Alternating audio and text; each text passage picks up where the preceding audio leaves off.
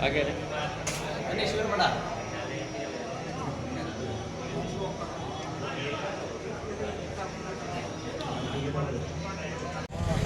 ಇವತ್ತು ಏನು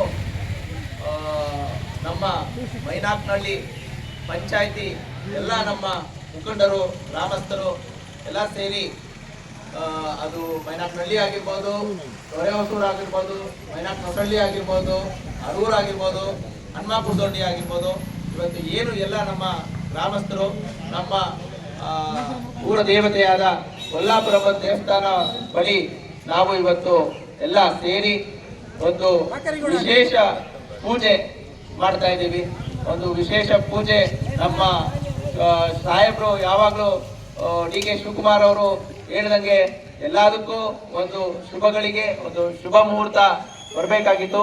ಅದು ಇವತ್ತು ಬಂದಿದೆ ಅಂತ ಇವತ್ತು ನಾವೆಲ್ಲರೂ ಸೇರಿ ಒಂದು ಸಂತಸದಿಂದ ಒಂದು ವಿಶೇಷ ಪೂಜೆ ಇಟ್ಕೊಂಡು ಏನು ಅವರ ಕಾಲ ಇನ್ನ ಒಂದು 2 ವರ್ಷ ಇದೆ, ಅದು ಸುದೀರ್ಘವಾಗಿ ಯಾವ ಅಡೆತಡೆ ಇಲ್ಲದೆ ಸಾಗ್ಲಿ ಅಂತ ಹೇಳ್ತಾ, ಹಾಗೂ ಇನ್ನ ಮುಂದಕ್ಕೆ 28 ಏನು ಎಲೆಕ್ಷನ್ ಅಲ್ಲಿ ಮತ್ತೆ ಅವರೇ ಅವರ ಒಂದು ನೇತೃತ್ವದಲ್ಲಿ ನಾಯಕತ್ವದಲ್ಲಿ ತಿರ್ಗಾ ಮುಖ್ಯಮಂತ್ರಿಗಳಾಗಬೇಕು ಅಂತ ಇವತ್ತು ನಾವೆಲ್ಲ ಏನು ಅವ್ರ ಬಗ್ಗೆ ಒಂದು ಇಚ್ಛಾಶಕ್ತಿ ಇಟ್ಕೊಂಡಿದ್ದೀವಿ, ಇಟ್ಟಿಸಿದ್ದೀವಿ.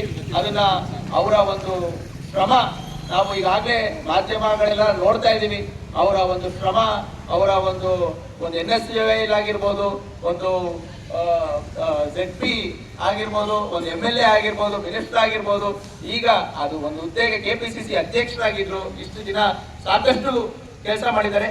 ಈಗ ಏನು ಶ್ರಮ ಪಟ್ಟಿದ್ದಾರೆ ಅದಕ್ಕೆಲ್ಲ ಇವತ್ತು ಒಂದು ಅವ್ರಿಗೆ ಒಂದು ಶುಭ ಆಗಿದೆ ಅನ್ನೋದು ನಮ್ಗೆಲ್ಲರಿಗೂ ಇವತ್ತು ಸಂತಸದ ವಿಷಯ.